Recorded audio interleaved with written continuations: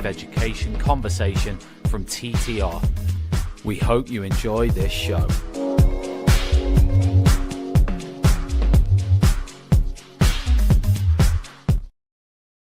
Outstanding and world-class vision and world-class this.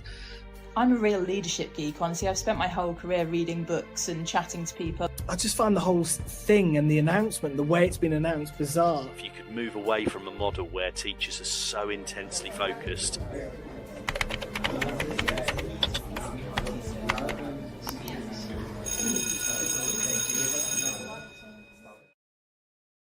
Good evening, everybody. Welcome to Teachers Talk Radio. You're joined with myself, co-hosts Mike and John, and we also have our fabulous esteemed guest, Mark Nichols, which I'll get you to introduce yourself in a second.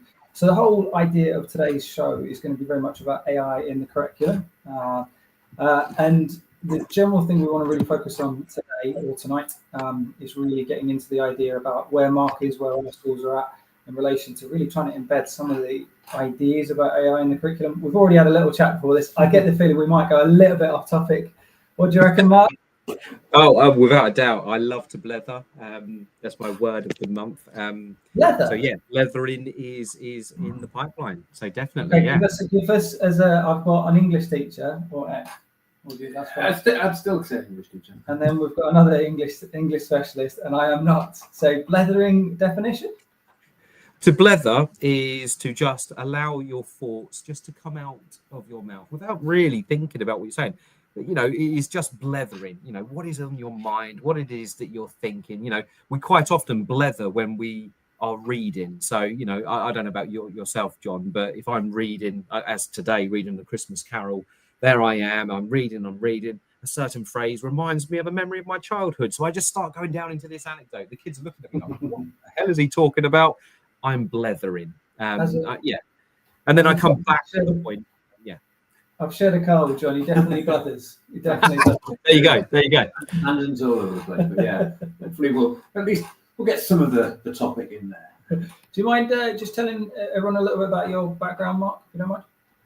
Yeah. So I've been teaching now for over 15 years. I can't quite remember the exact. I know it's over 15 years, and I've taught in many different state sector schools in lots of challenging contexts. I've taught in Kent, in the grammar school districts. You know, when I started teaching, actually, I taught my very first school, and this is I'm going to kind of put to your listeners, this is the starting points of where I started thinking about the future of education, because I worked for a trust called the Future Schools Trust, and the innovation that was taking place there, you know, this was 15 plus years ago. Every child had a device given to them. Every child brought that device to their English lessons. You know, the way that I trained to teach was team teaching. So I worked, you know, teaching in these huge plaza spaces, which sometimes could hold up to 60, maybe 75 children. And I would team teach with two other, you know, specialist teachers. In Key Stage 3, that was like working with history teachers, working with drama teachers, working with the arts, essentially. And we had a host of technology at our fingertips. So that's the starting point of my career, just being kind of completely, you know, saturated, I will, in technology and getting to play around with computers and high tech, you know, spaces early on in my career. But I am a subject specialist in English. I've had a pastoral hat on for most of my career. I've been head of year for every year group. I've been director of Key Stage, and I'm currently, you know, probably 6-7 years into my career working on teaching and learning specifically. I'm currently a subject lead for English, although I will put a shout out for my actual subject lead in English, who is Devon Louise Oakley Hogg. She runs the show, really. I am not. And I'm also in charge of the teaching and learning at my current school, you know, looking specifically at teacher training. So that's our early career teachers, our ITTs, as well as like the holistic overview of CPD in the school. And I believe very heavily in professional development for all teachers, because it's something that the sector, I feel, working in many different settings, is lacking. And that takes away so much from the sector.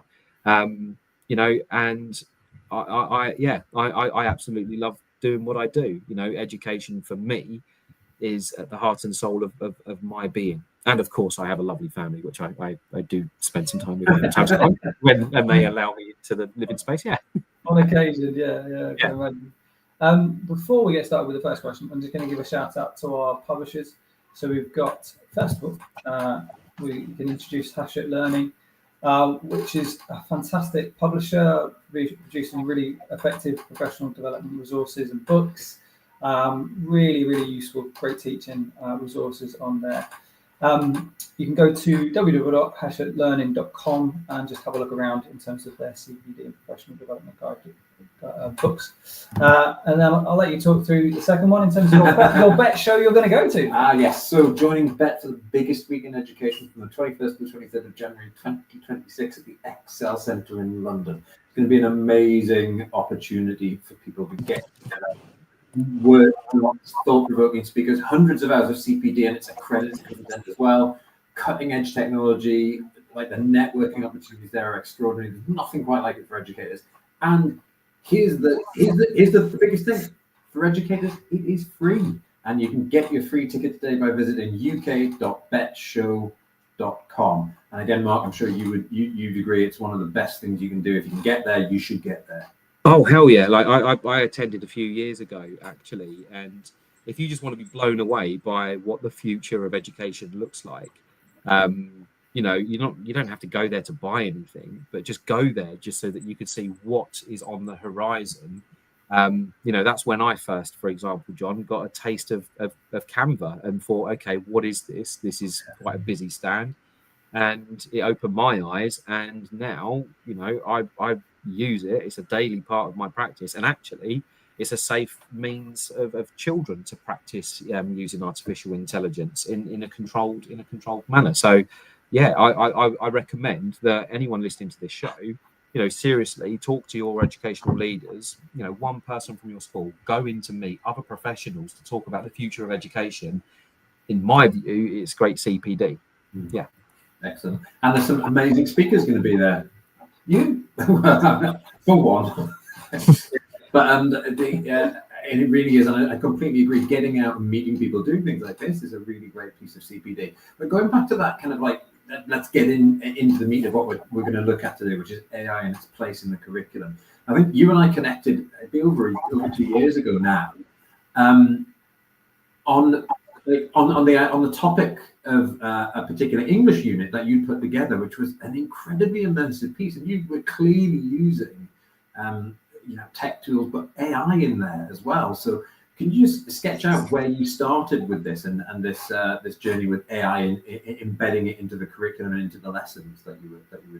If that's okay with you, John, if I could take it a step further back. So when I first started to play around with artificial intelligence and or even just thinking and talking about it, actually it goes way back, probably before COVID, I would argue. So we're in our like late 2019, 2018, it was around about the time that I'd moved to where I'm currently living now, 2018, 2019. And I was actually studying for like my master's, and there was a particular course, and I'll do a shout out for Trevor Mail on his MBA. I wasn't an MBA student, but I wanted to do this module because it was titled, you know, 21st Century Education, strategy, strategic leadership, and I was like, you know what, I want to see what this is about, because I was fascinated, having read Yuval Noah Harare's Homo Deus and 21 Lessons from the 21st Century. I was like, I'm really intrigued as to what the future holds. So I was already in that kind of mind space, and science fiction is one of my most favorite genres of literature as well. So attending the masters, attending this module, it opened my eyes up to actually this is a reality in education. And then it started getting me looking to see what was happening around the globe at this time in terms of advancements, not in education, but in other sectors. One thing that completely blew my mind was Dr. Kababi. I can't remember her name now, but she's a doctor in the US, and she was inspired by the Star Wars films, like the Force. And as she kind of grew up, she wanted to create her own, like this sci-fi force. And she developed her own AI for the use in medical in practices. And it was that kind of like that kind of that collection of big data that humans can't comprehend, you know, let alone see, you know, put in a room full of sensors that can pick up the faintest heartbeat, monitor your temperature, you know, check in all of those sensory, all of those points of data that we transmit as human beings, you know, and then use that data to kind of diagnose people even before they've had a conversation with a surgeon. And when I looked into this, I thought, that is absolutely amazing. And it got me thinking about what the future of education could look like.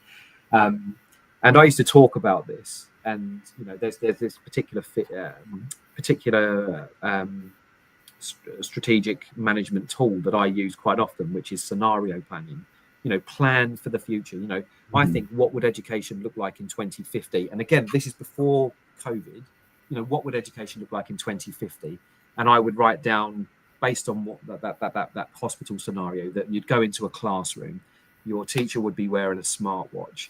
They would be able to communicate with this, you know, this voice out there before large language models. I called it Plato because I was obsessed. I still am obsessed with Greek philosophy, or Dickens because it's an English classroom. So you could have a conversation with this robot. Your classroom would talk back to you. It could give you live data on your students. It could tell you who's falling asleep, who's going to be working at peak performance. You know, really, really intricate and nightmarish things to many people.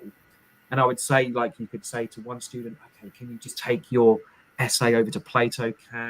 Take a picture of it. It will give you better feedback and personalized feedback in an instant. And I could be there supporting the children that needed the one-to-one human connection, you know, changing the face of education.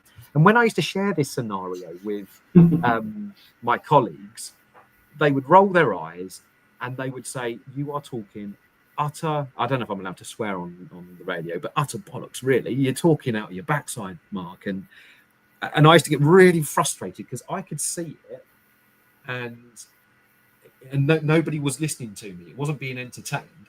And COVID then happened. I finished my master's. I carried on. I moved jobs. I came to a new school, you know, starting a brand new school from scratch, which is a huge, huge privilege for someone like myself and having that vision. And when ChatGPT first launched, I think it was like it was in November, late October. And I remember it coming. Yeah. When was it? 22? 22, just 3 years ago now. Yeah, 3 years ago, 2022. And I remember because my brother-in-law he does, you know, he works in computers, and he just pinged it to me. I was like, oh, have you seen this? And we were just playing around with it, and it was like, oh, this is fun. And I thought, this is a nice little gimmick. And then my head started to go, hold on a second. This is what I've been talking about. I wonder if it can mark this essay. I wonder if this was before I could take pictures and put into the program. It's like, okay, I'm just going to write an essay and put it in there.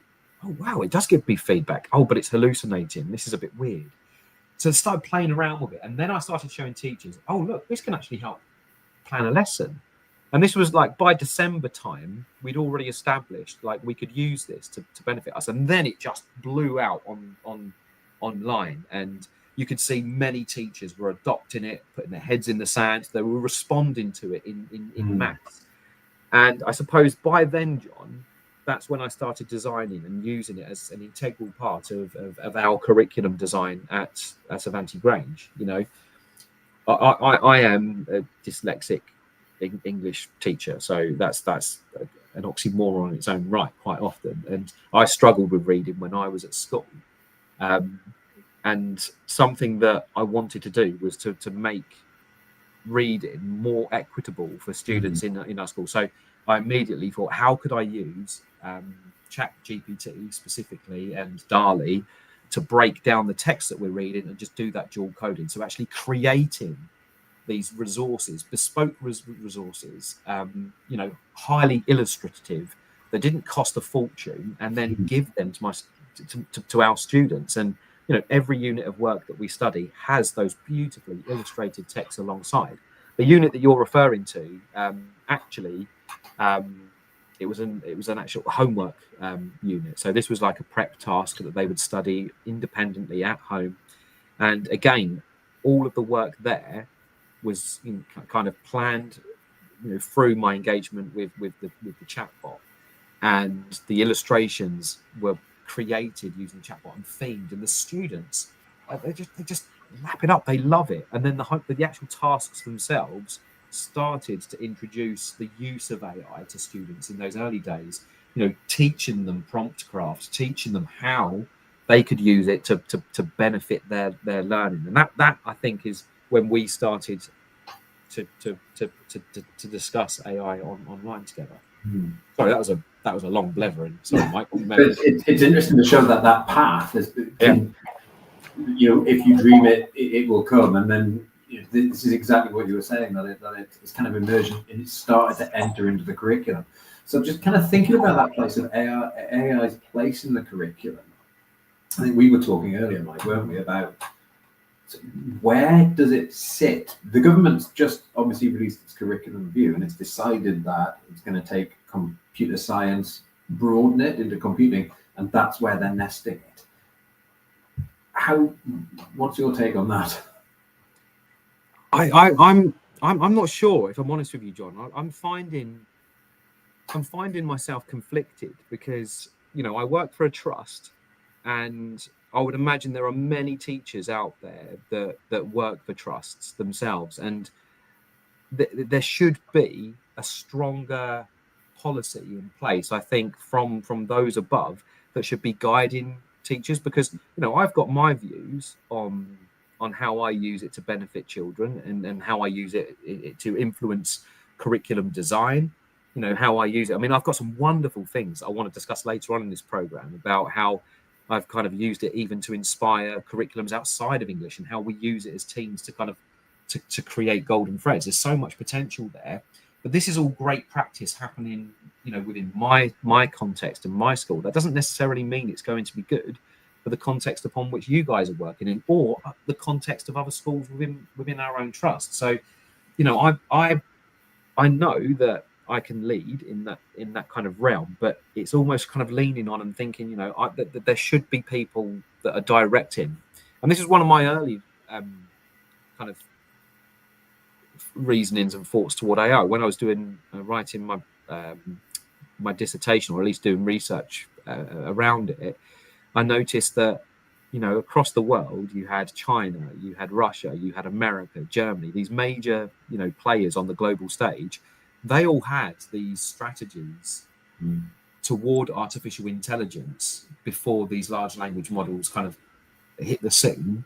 They already had some contingency plans. They already were preparing for this kind of assimilation of AI into the workforce. And you could see that was happening. And that led me to then look at what our government was offering and, what was in place. And it was just woefully lacking. There was no guidance. There was no policy. There was acceptance that there was going to be a major shake-up. They just didn't really know what that shake-up would look like, or how it should be managed by the practitioners. And actually, what we've had is actually, okay, you're the professionals. There are these tools out there. You figure it out. So I think there needs to be like these brave, bold, and courageous individuals that need to step up and take that lead. It can't just come from individual leaders within schools. There needs to be someone more central, like an advocate, I suppose, that has more sway across the sector than just one or two, podcasters. in all honesty, We really need some schools out there pushing it, and actually really getting some really strong evidence based, because that's what we'll listen to. Ultimately, that's where it's going to come through. But ideally, that needs to come through quickly, doesn't it? Otherwise, it might not move as fast as we want. Where would you say you're at right now, Mark, in terms of that AI in your curriculum? What are you embedding in there in terms of your usage, in terms of what students are getting access to, or in particular, how are you using it for yourself? So I'm not as fully entrenched as what say some teachers are. I know, for example, there are schools that have adopted like the Google classroom, and I think it's brilliant what it offers and what it does. But if you're a school that's signed up to Google and you've got Chromebooks, you've got all of that stuff, then obviously you're buying into that education package. And I could see that be in the future, you know, for all of the different platforms that are available. You know, are you a Google school? Are you a Microsoft school? You know, are you yeah, you know, what school are you? Which, you know, ethically, which chatbot or which AI are you going to sign up to? And then that's going to create a cocoon around you. I don't know. So I'm not fully entrenched in having it like embedded in every classroom. But what I do have is resources that I create and I am in control of for my students' usage. I also use it for. Let me give you some examples. Okay, so let's just talk student usage first, and then I'll talk teacher usage after. So student-centered. My most recent GPT that I've created, and the reason I create them is because I quite often think of these large language models to be like boxes, and in the early days, these boxes, it was the whole of the internet. So they could reach out there and they can pull on any information from anywhere, information that I have no idea whether or not it is reputable.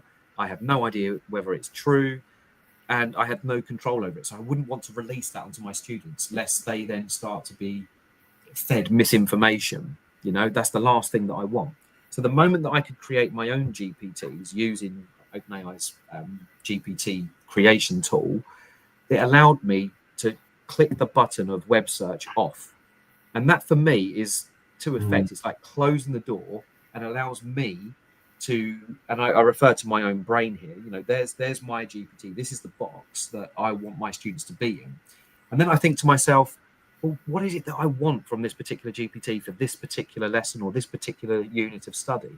I don't know if you're familiar with Ada Lovelace. I quite often quote her when I speak to teachers and I talk at conferences and all sorts. You know, she spoke about the analytical engine, which is, or Charles Babbage's analytical engine. She's one of these unsung heroes. Again, like this is how, you know, white men overshadow women generally in public. But Ada Lovelace had the foresight to write in her memoirs that the analytical engine, considered the world's first computer, would only ever originate what it is that we propose for it to originate. So it comes from us. So long as we have that creativity and we know exactly what we want this machine to do, it will do it for us. You know, that's prompt crafting. But if you apply that to the GPTs that you could make, you could then start to set the parameters.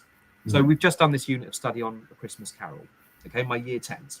And they're going to be writing an essay for me next week. And they've got half a day on Friday, and I want them to use their English lesson that they're missing to do some revision. So I've created a GPT for them. Now, within that GPT, I've given the AQA English specification. I've given the mark scheme specifically for A Christmas Carol with the breakdown of levels. I've given it a set of instructions. These are all separate files created. I've given it a set of instructions on how to use the mark scheme. I've then given model exemplar answers that cover the whole of the mark scheme, so that you can then see with rationale as to why that particular piece got that particular level and that particular mark. I've actually given 2 exemplars for each like banding, if you will. So like the lower level 1, the upper level 1, lower level 2, upper level 2. So it has like a wealth of information you can refer to. I've then given it, you know, a knowledge organizer. Now, traditionally, teachers would give students these graphic organizers with all the knowledge they need to revise, etc. You know, overwhelming information. Well, I've just fed that into the machine. So, okay, this is what I want. This is what my students have learned over the past 6 weeks. This is what I want them to know. I've then given it on that knowledge organizer for my high level students, you know, some really obscure quotes, but I don't want those obscure quotes going to my, you know, students that may struggle with understanding them. So, you know, I'm not limiting my higher attaining students. At the same time, I'm not holding back my lower attaining. You know, I've specified in the GPT instructions, I want you, my machine, to distinguish based on the way that the student is interacting with you as to what level they're working at, and then you can then personalize the learning for them. I've put in other documents in there, so I've created the parameters of what this GPT can do, and then I've just, you know, written in the instructions, this is how I want it to be used. I want you to work with these students in this particular manner, and I've given that GPT to my students. And already the feedback that I've had from them is like, Mr. Nichols, this helps out so much. Thank you ever so much. I didn't, it's helped me understand how to write a thesis statement. Or Mr. Nichols, I didn't realize that these quotes meant this. It's basically me in a box, teaching students, when they're doing their revision at home. That's the way that I think teachers should be considering how to kind of, get AI into their curriculums. Don't think of AI as something that's going to do the work for students. Think of it as just an extension of yourself, because ultimately that's what it is. Wow. The way that I treat AI, and I'd imagine both yourself, Mike and John, it's like a personal assistant. It's someone that's there to help guide you and to help you, develop your profession, to heighten, to add value to your work. And that's what I want for my students. That's just one example. Other examples, I had a severely dyslexic child who was in year 8 last year. And, I didn't realize the extent of how this dyslexia was impacting his self-confidence, but also impacting just the level of work. He was a very, very intelligent boy. If you could decipher what it was that he was writing, he types on his laptop, and even with typing on laptop, the spelling, the structure of his paragraphs, the sentences, it was really difficult to get a grasp as to what it was that he was trying to communicate. He could verbalize it, he just couldn't write it.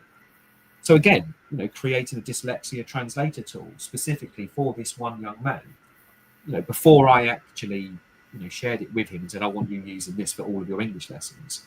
I spoke to his parents because ethically I wanted them to be aware of what we were planning to do, and had that conversation with, look, this isn't going to be something that he could use in his exams, but it is a life skill, and I want him to know how to use it, because if his dyslexia is going to hold him back from communicating with his English teacher, well, God knows how it's going to hold him back in the real world when he's out there, trying to just make a living or apply for jobs or whatever it may be. So parents agreed to this. The translator tool works as this.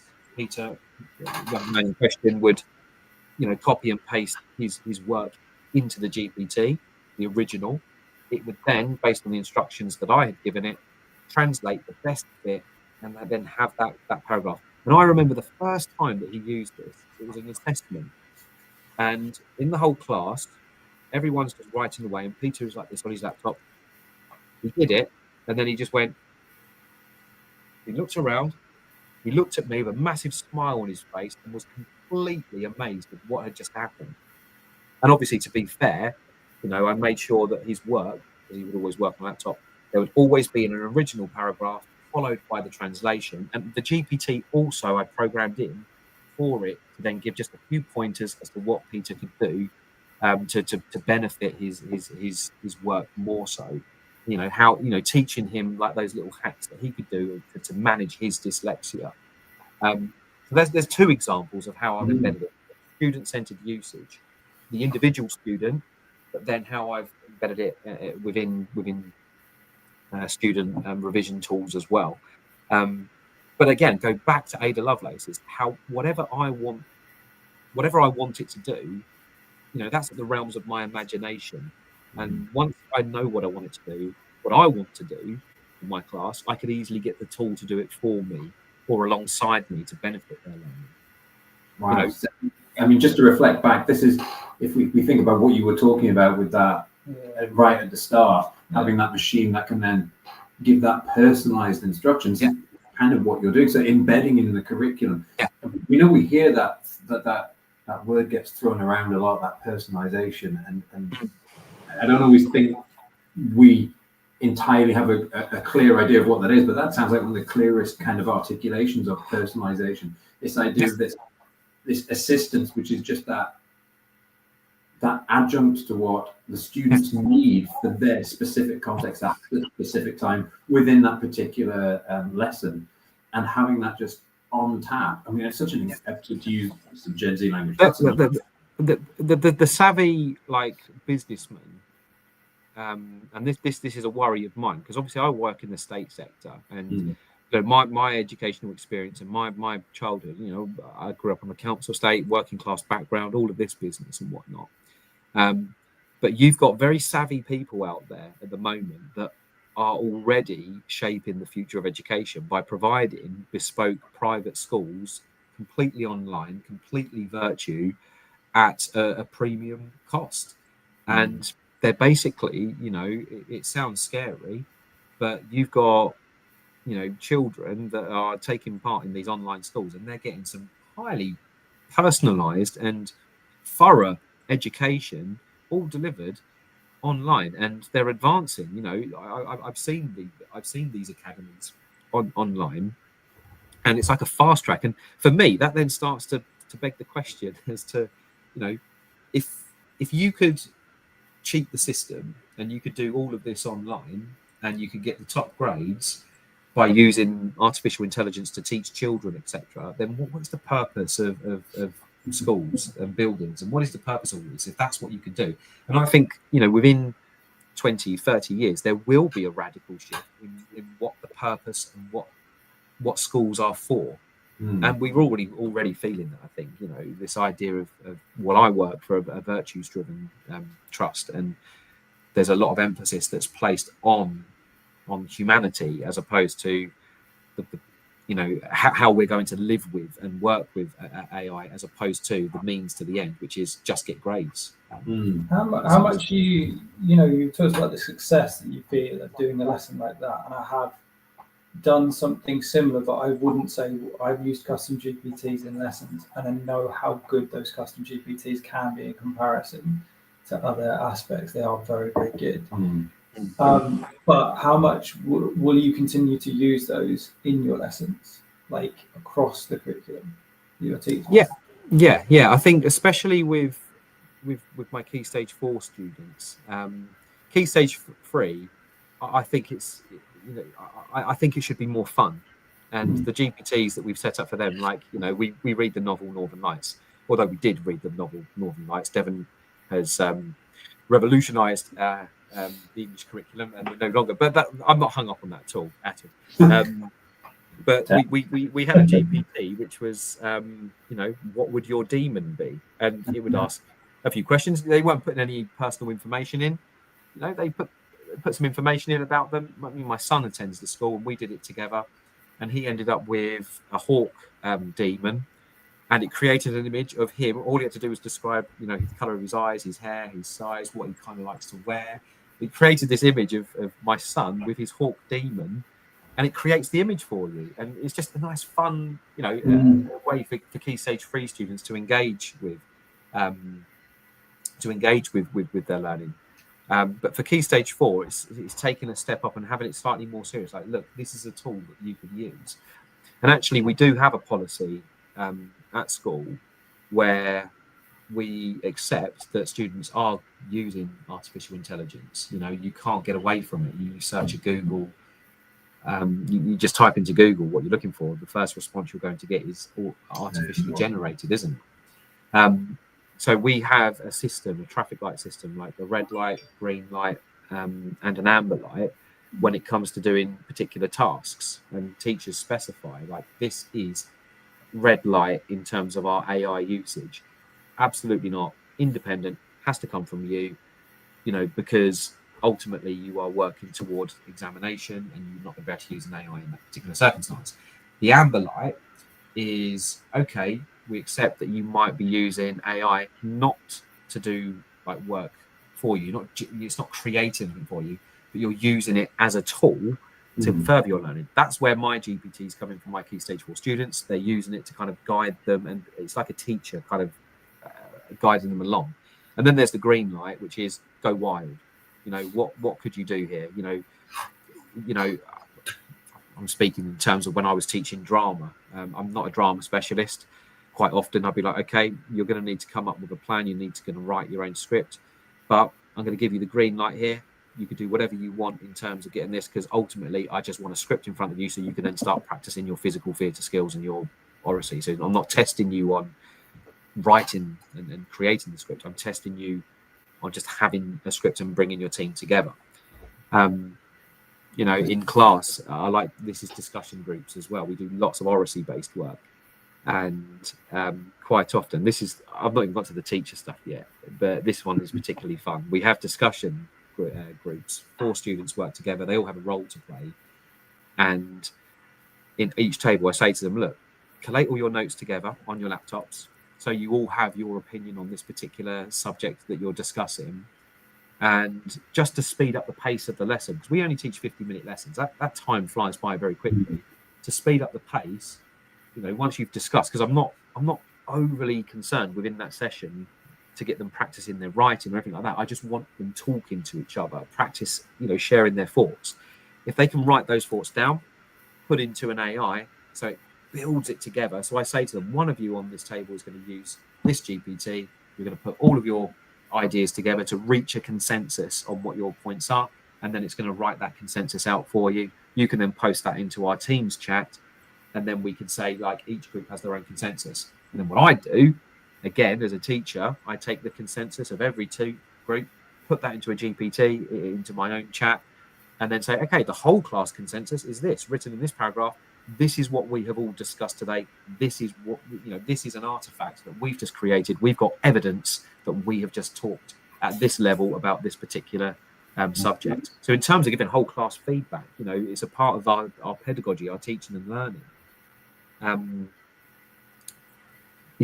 Sorry, I'm just trying to think of anything else there. Yeah. No, like, it's fascinating that it really is student-centered, it's student-focused. And from my point of view, it's a number of things. The kids are getting more feedback. Potentially, they're getting live feedback that then they can iterate and improve on directly, and then they're getting feedback on that, quite possibly. Yeah. And that there's nothing better than improving and it being right there, tangible and direct, isn't it? I think, just as an aside, there's also a fascinating kind of like side effect about it. So a lot of people are obviously worried about screen time and kids, like spending time with devices. Everything you've described actually almost does the opposite. You're leveraging this material to create a kind of much more human, and you said it, the values-driven human qualities. Yeah. The kids are spending the time talking and not worried about recording the talking. That's it. The kids are spending the time doing the thinking and not worried about the mechanism. They're like, all right, here are those skills that we really need. And you say that ultimately, the elephant in the room is the exams are, let's be honest, themselves practically irrelevant. It's the skills of how to get there, and that's what we're focusing on. The technology is allowing you to get at those human moments that really do develop students. Yeah. We want students to be able to connect with each other when they're living in this world of automation. Like, they've got to be able to communicate with each other effectively. I read a post online earlier today about the human race is dumbing down. Because of artificial intelligence, we're not going to be able to communicate as well as we should. I literally just had that conversation with my daughter, which obviously I was talking to you two about in backstage, and she was like, "You're more AI than you are a real person." I'm like, "What? Thank you very much, Mike. I am a real person and I am AI, but you're more AI than me because you're." But yeah, it's just teaching them to be human. It's such a valuable tool for educators, and I just don't think enough people are valuing just how much goodness it can bring. There's a lot of kind of focus on the negatives, and actually there are drawbacks to it. But I always go back to a phrase that was written down in Plato's Phaedrus, which is that he described the technology of his day and age, which was this radical invention that completely revolutionized the ancient world, which was writing ideas in books. Okay, for Plato and Socrates and the group of philosophers, for them, they were an oral society. They would speak poetry. They would speak to each other. They would retain their memories, and that would form their characters. That was their way of education. That was their way of life and thinking. The moment that books came into fruition is the moment like we're facing now. Same problem, different context. Recording ideas in books would take away the power to recall things. writing ideas in books meant that your ideas could be taken out of context, exactly kind of like what I'm doing now with Plato's words. He's probably spinning in his grave knowing that I'm referring to something he had said 2,500 years ago, whatever. He described writing to be the pharmacon of his age, and pharmacon is to be both the cure and the poison. There are benefits to be had from writing in books, and those benefits are true. Like, we can transcend space and time, we can communicate with each other, we can continually, it's advanced humanity, we don't argue with that, but at the same time it strips away and takes something away from what it meant to be a human being many hundreds of years ago.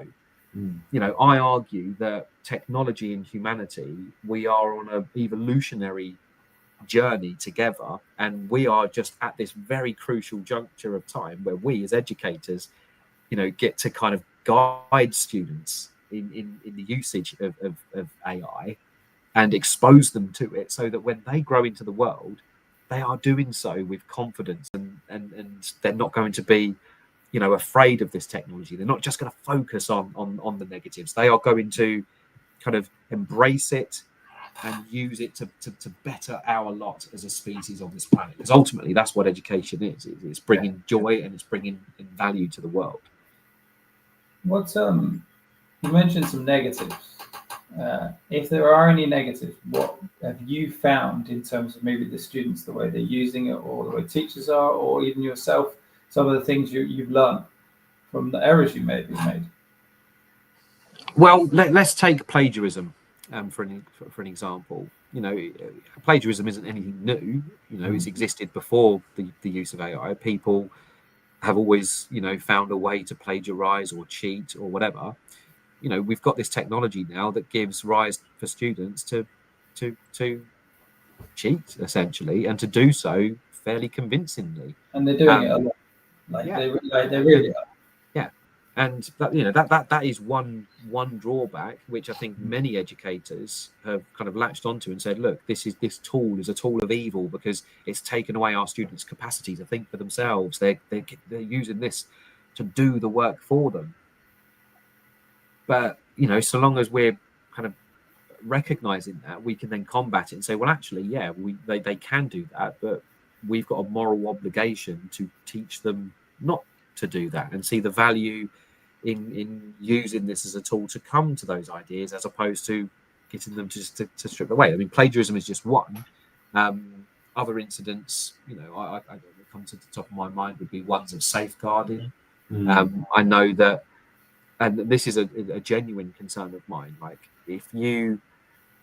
I don't know what it would look like in 5-10 years time, but perhaps there will be paid models of AI that could be used.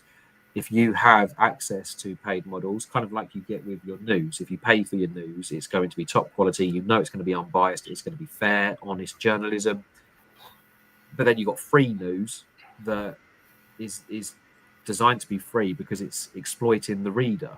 And I just think when you've got these companies out there who may not have children's best interests at heart, they might start to kind of warp them and shape their views or pull their attention away. And I just think of tools like Snapchat, the AI usage that's used there and how that is used. That's not used for educational purposes. That's used because it's going to generate likes, it's going to generate clicks, it's going to generate a revenue for a private company that sits outside of the realms of education. They might say that it's educational, and I think that is problematic. But where's the educational equivalent? Where are those tools that kids could use and play around with in an educational setting, instead of leaving it to, the tech oligarchs that are in control of how children are playing with technology and AI in particular. And do we leave our children more vulnerable if we just don't engage? If we let it happen in the wild, there's a really strong argument, isn't there, that's the future that we kind of condemn them to if we don't give them the tools to adapt. And if we don't then if we don't demand, ask for, and build the tools that we need. And you describe them as custom GPTs. This is exactly what we need. Is this kind of educational material that's walled off, that's a safe space to practice in. And the problem we've got, as you said, if we could just circle right back to what you were saying, without like that very clear direction, there's your risk, isn't it? You get a digital divide. Those who are capable of that discernment, get the benefits. Those who are not become kind of victims of whatever commercial. I always think of Brave New World. Again, I go to science fiction every day of the week. I mean, Aldous Huxley, Brave New World, one of my most favourite sci-fi novels. But I always think about like the different class systems that you've got there, and the different levels of control that are placed upon them. Like, are we going to kind of grow into this society where you've got those that have got access to like that real-time AI? They're being fed information that gives them power and control over the lesser. I think it's like the gammas who are at the very bottom that don't have access to this information, so that they are exploited. Yeah. They're just kept. They're just kept happy. Give them the thing that distracts them, keep them happy. Yeah, exactly. Yeah. And that's, I'll go back to my roots as a child. And I've got many friends that would fall foul to that. They don't know what, even trying to describe artificial intelligence to like my sisters or my parents and talk about how much benefit it could bring them to their lives. Just they're blissfully unaware, and they're quite happy with that, and they don't want to know, yet it is influencing their lives already, and they just can't see it or feel it around them. Yeah, so we need to kind of, there's an urgency for that embedding, isn't there? But we're obviously heading towards not quite the back end, but approaching past the halfway point of the story. One of the things that you talked about in your role is that you obviously work with ITT students.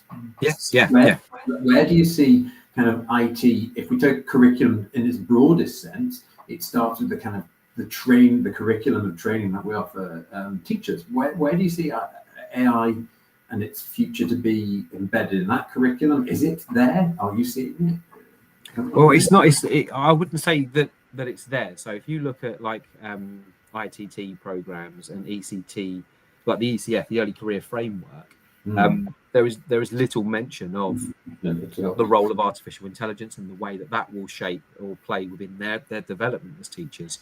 And this is actually a really exciting time to come into teaching. So if anyone's listening out there that isn't like a teacher, which will be weird if you're listening to Teachers Talk Radio and you're not a teacher, but hey ho, there might be some niche listeners out there.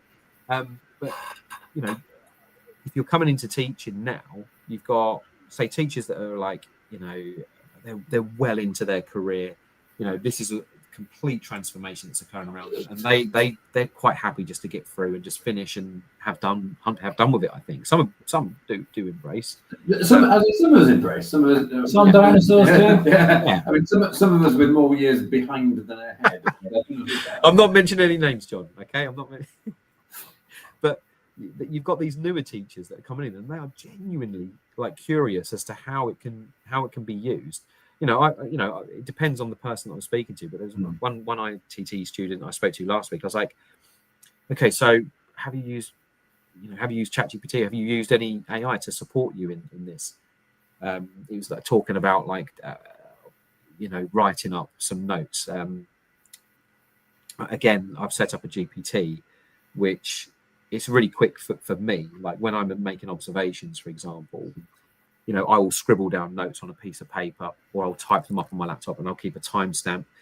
But what I have to do as like an induction lead and as a mentor as well is link what it is that I'm seeing in the classroom, and then link that to the desired impact or what impacts that observation has had, and then link that to the teaching standards. And traditionally this would take quite a long time if you're going to give some thorough feedback to those trainee teachers.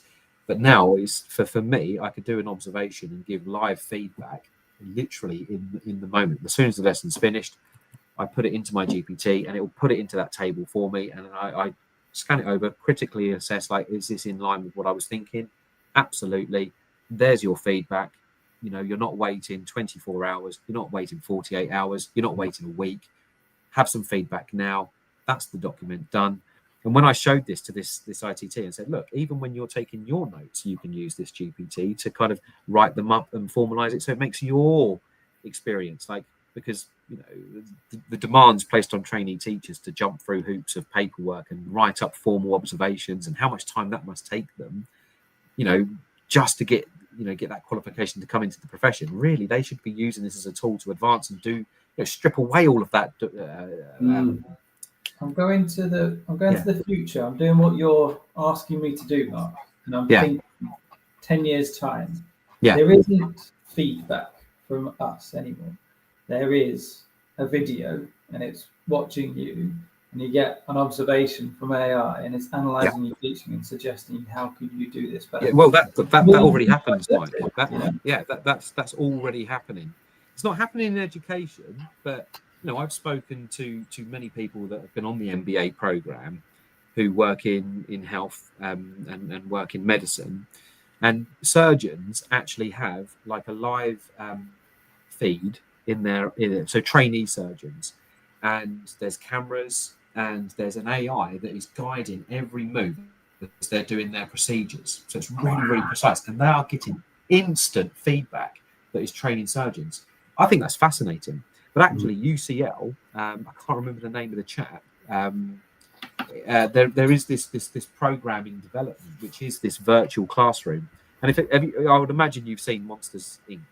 The first one. So at the beginning of the film, do you remember there was like that box, which was like the scare school equivalent of like a mock bedroom? So essentially, that's what this GPT will be. It will be like the teacher is in the classroom, and there would be virtual children that, let's go 20 years in the future. So it looks like it's a real classroom. These are real children that you're engaging with, built on the data of the children. I mean, there's ethical problems with this, but this could be your actual class that you're teaching, but a simulation of the actual class. You put your trainee teachers in there, and there will be old hacks like me on a computer station, like, okay, press this button now to get so-and-so to throw a paper airplane across the room. Press this button now to release the hounds, or whatever. Like those. Can I have that job? That sounds great. But that is already like seriously being considered. So that scenario plan that you're doing is, I mean, are you familiar with Iris? Yeah, I was going to say Iris is that does exist, doesn't it? I've done video formatting before, but you've often gone with it with a human. The thing that I like about actually having AI in it, even doing like interview training and things like that, I know it's got no inherent like bias against me. It doesn't. It's got no emotion to me, so I'm so much more open to listen to its feedback, because I'm not worried about what it's thinking, what its judgments are on me, and I can actually really see it being hugely valuable to trainee teachers. Yeah, I mean, I've set up a coaching, like every school context will have their own approach or philosophy for teaching and learning. We base our teaching and learning model on Sherrington's walkthroughs, if you're familiar with this. Rosenshine's principles of instruction, really, that's what Sherrington has taken, and the techniques associated with that. But also Tom Bennett's Running the Room, and Mark Finnis's restorative practice, and Doug Lamob's Teach Like a Champion. So all of these texts sit central to the philosophy that we have and our approach to pedagogy at Vanity Grange. Putting all of these into a GPT, I've created a coaching system. So schools are very busy places, state schools anyway, I can't speak for the private sector. And finding time to coach and mentor sometimes can be really hard. So I say, look, if you haven't got time, or if you want to speak to me, here's a version of me that you can use to help guide and plan your teaching practice. If I had any concerns with a particular member of staff, I would sit them down and I would kind of go through it with them and say, look at this advice that it's given you. You could give the situation now to the chatbot, and it will give you feedback.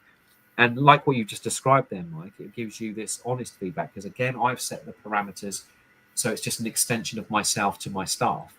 And again, like it's so much more effective than staying behind after school for an hour listening to me tell you how to teach, because I can't accommodate and do that for every single member of staff. And actually, I shouldn't be doing that, because the professional development should be taken, the ownership of that should be taken from those teachers. So I provide the tools, off you go, go and engage with this tool to see if you can benefit for your teaching further.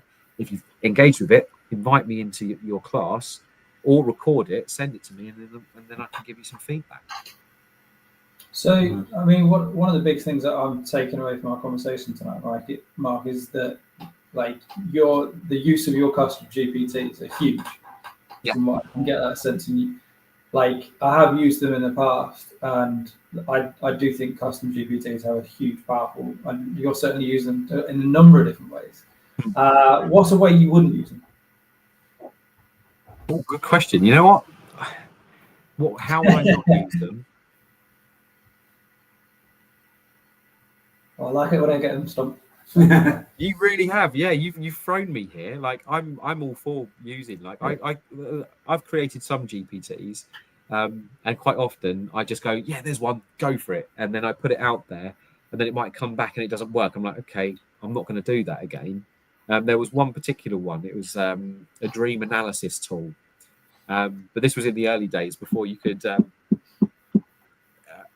limit the going out there into the internet, I suppose, closing that door. And obviously you can imagine Freudian theory and dream analysis with a Freudian lens. No, when you've got a group of students that are coming back saying, what does this mean, sir? And I'm like, whoa, okay, let's close this GPT and have a conversation with some parents as to why their children may have had their dreams interpreted in certain ways. So I think just being careful with what it is that you're doing in those early days. I wouldn't now. I would never learning that lesson. I would never create GPTs that have access to the wider web, because I just think it's so dangerous out there. It's sandboxing everything is basically what you're saying. Isn't it? Yes, exactly. Yeah. So create your sandbox. Just giving them access to anything, what comes back, you have no control over, and it can catch you off guard. So I think it comes from going back to that Ada Lovelace quote. So the machine, and I'm paraphrasing here, the machine will only ever do what we want it to do. And so long as we're clear on what we want the machine to do, then we should be safe. But to get to that point, you need to think strategically. You need to think imaginatively. Just on a slight tangent, just thinking about this, so moving forward, like we're all talking about like commercial tools that have been available.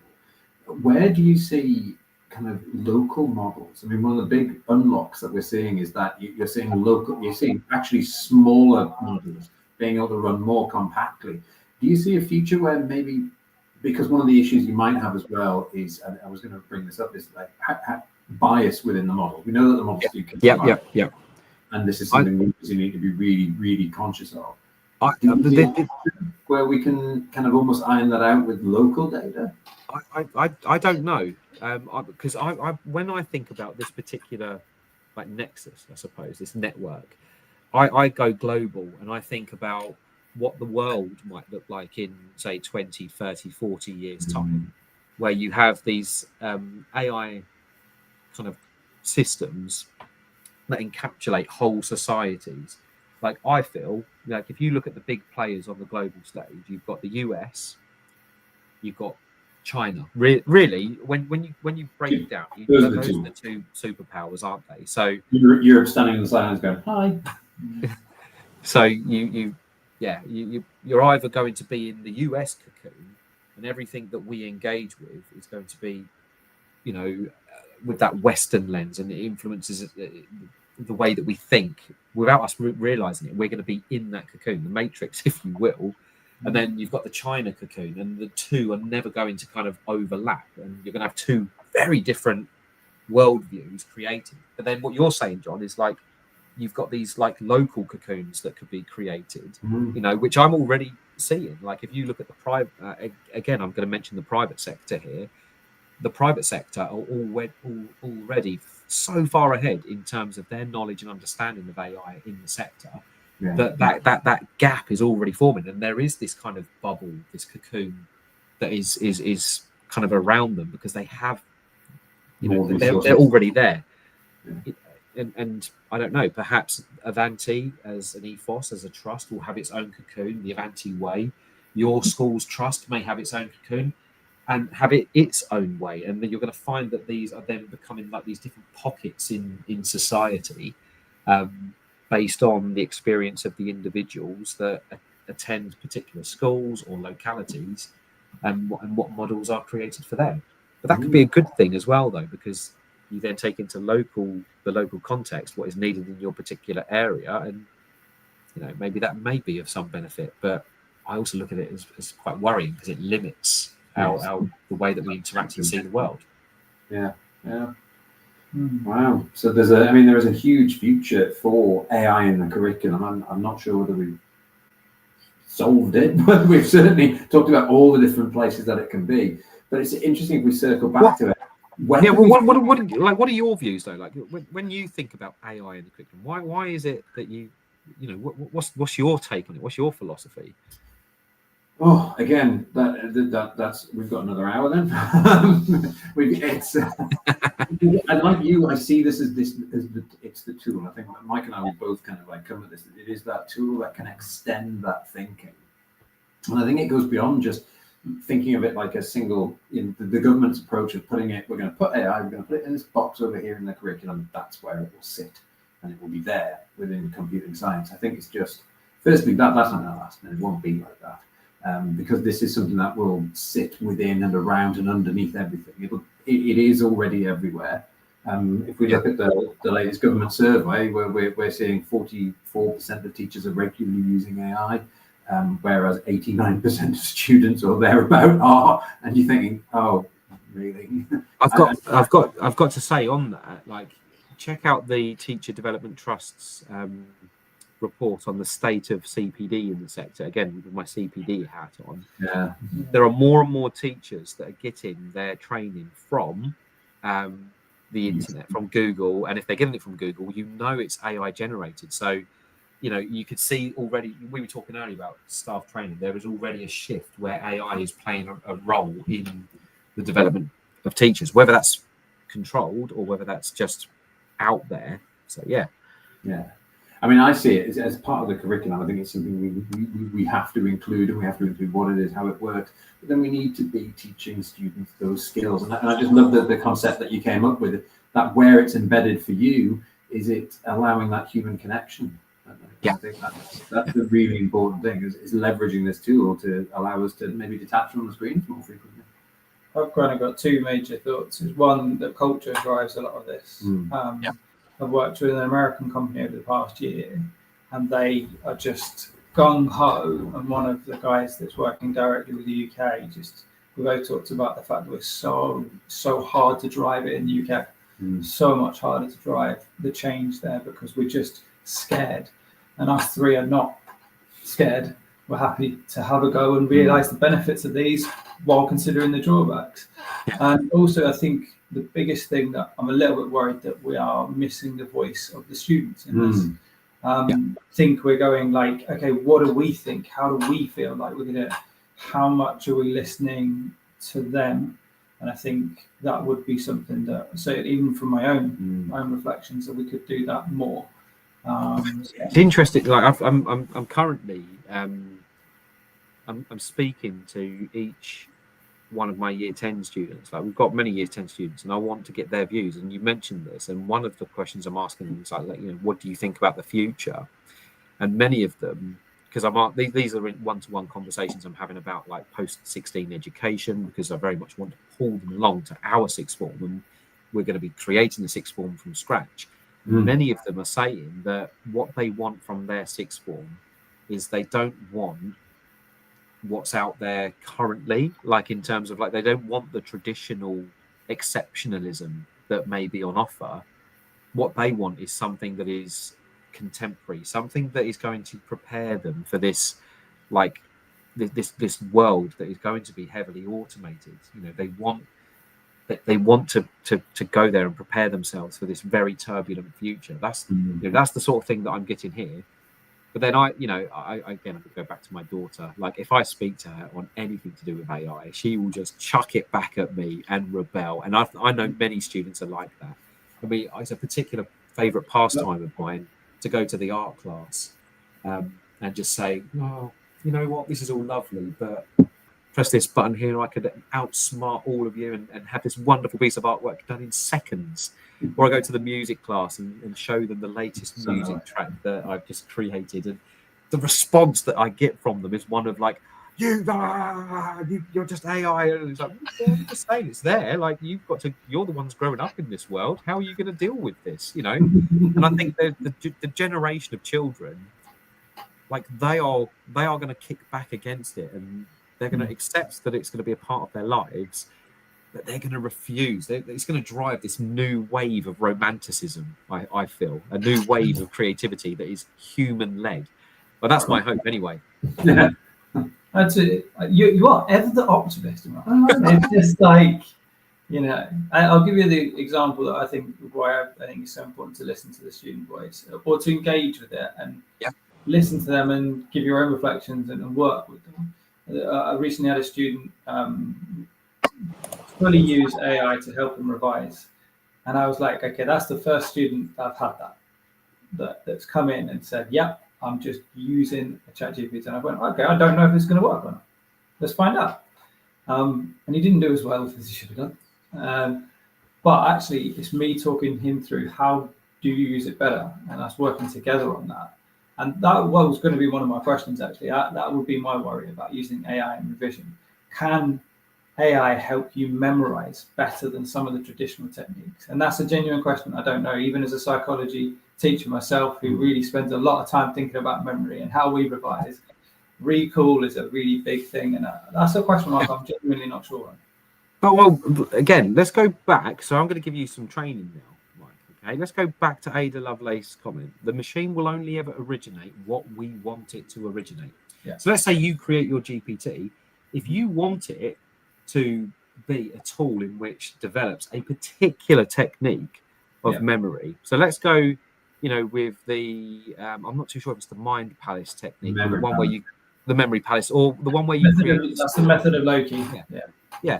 So you could create a GPT that specifically and only, you know, exclusively trains students to create a story for their own mind palace and guide them through that process.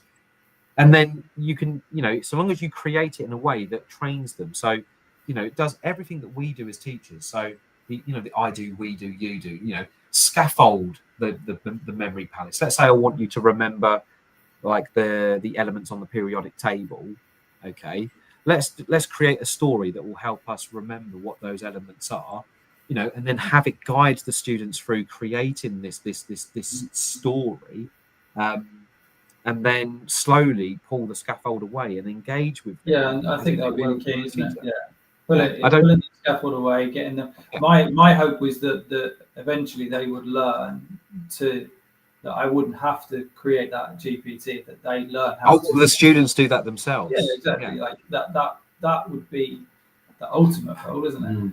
Having the metacognitive awareness that's what they need to do, and that's the process for them. That's probably where the AI in the curriculum should be part of, isn't it? Yeah. So if you bring it back to Key Stage 3, so you're exposing them to those GPTs early on. Yeah. Let them play with them, and by the time they get to Key Stage 4, you start pulling away the GPT and allowing them to experiment and use it for their own, like we use it as adults. Because you know, I would imagine that you both use it daily, you know, to guide your practice. I mean, everything that we're talking about, like, is focused on those large language models, isn't it? But yeah, I just think like what we're engaging with now is the tip of the iceberg. You know, we think about how the models have developed in the past year or the past 2 years alone. John, I know you write about it like quite a lot, and you're constantly giving us updates on how they're developing. And now think about what could be out there that we're not even able to think about yet. You know, think about when the next big wave of AI happens. You know, we could be training students to be using LLMs and then taking the scaffold away from that, and then suddenly they're having to contend with a completely different and maybe new alien form of artificial intelligence. Who knows?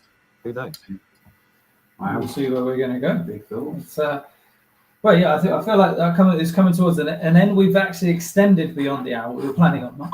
Oh, I'm so sorry. Don't be silly. If we hadn't looked at the clock, we would have kept going. I figured it would keep going. Well, I've had loads of fun. So if ever you want me to come back on the program and give you an update, like I'm constantly like utilizing AI in different ways in my context. So yeah, if ever you want me back on, I'd be more than happy to come and chat to you guys. The big frustration from probably our point of view, we have tried something similar. I don't think custom Gemini is quite ready for it in the same way that a custom GPT is. Not yet. So at the moment, we're just going to have to wait. Yeah. There are limits to the custom GPTs though, and if you don't pay for it, obviously, and this is that equity again, you're limited to using it 4 times in 24 hours. So when they get their usage gone, it's kind of like I'm using the metaphor of the drug addicts. They're like, oh, I need more. Why can't I have any more? I'm like, well, I can't help you there. I've created the tool. Like, you can only use 4 a day. And they're like, oh. And I was like, well, 4 a day, you've got 10 days left until your assessment. So use them wisely. and they're like, oh, okay. It's just, feeding them gently. Sorry, I'm going to leave it on that note. I know you two have probably got bits and pieces to do. Not at all. Thank you so much for joining us. We've got to finish with just one more announcement in terms of going back to our sponsors. So thank you so much for Mark, especially. How does everyone find you? Just on LinkedIn? One more, sorry? Everyone find you just on LinkedIn? I mean, I'm a bit of a technology-wise, I just use LinkedIn. That's it. I just keep it simple. But yeah, if anyone's listening out there, you want to follow me, just search for me on LinkedIn. I'm constantly writing articles, reflecting not just on AI but on education. The podcast is really good. Very, very much enjoying the podcast. I need to record some more this week. I've just got a massive light put into my office, and I'm just thinking, what is this? Like, kids walk past and they just see me talking to myself half the time. I'm just like, but podcast is the learning shift, and this is very much about how education is changing. And obviously, I feel like we are at the forefront of these changes. And this isn't just looking at AI. And I know we've discussed AI in the curriculum, but the learning shift is about how education is going to kind of evolve in the 21st century. And we discussed, I'm going to be discussing with our spiritual lead. I mean, do you guys have a spiritual lead at your school? We don't. No. Yeah, it's our resident philosopher, because we need someone that gives us an ethical kind of pinpoint, a compass, I suppose, to help us understand what it is that we're doing and why we are doing what we do. Fascinating. Again, it'll be a fascinating episode. This week's episode, though, tomorrow or Friday, is going to be on reading, because that seems to be the buzz about town nowadays. That sounds very good. Well, thank you for joining us. I'm just going to finish on with our sponsors, Passionate Learning. It's a great resource to go on to look at publishing professional development books and resources that support great teaching and learning. Sounds like AI will be at the forefront of some of their stuff, I'd imagine. So level up your professional development at www.passionatelearning.com with 4 rated titles. Thank you so much, Mark, for joining us. I'm sure we'll be giving each other an email at some point. And thanks for everyone for listening. No worries. Catch you guys later. Hope you get your TTR mugs as well, okay? Fingers crossed. Christmas, that's going to be a Christmas present. See you. Bye. See you guys soon.